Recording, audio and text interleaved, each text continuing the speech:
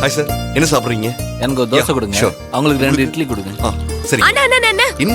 நீங்க எதுக்கு இந்த வேலையில பாக்குறீங்க? ஏய், நீங்க போய் உட்காருங்க, நான் பாத்துக்கிறேன்.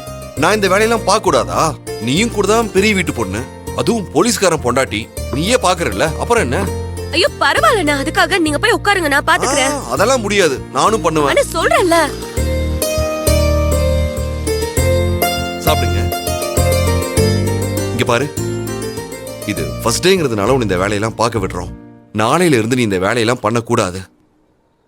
இதுக்கெல்லாம் ஆள் வச்சுக்கலாம், இல்லைன்னா நாங்க பாத்துக்கிறோம். நீ வீட்டுல இரு.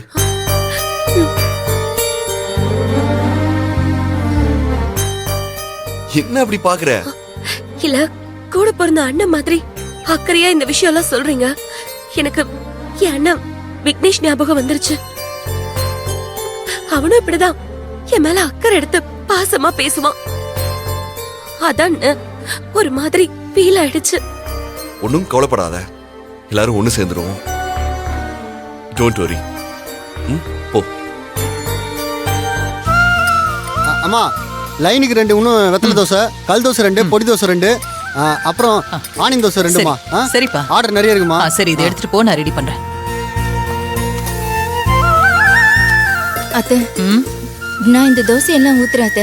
நீங்க கொஞ்ச நேரம் ரெஸ்ட் எடுக்கிற அளவுக்கு நான் அப்படி என்ன வேலை பார்த்துட்டு இருந்தானோ?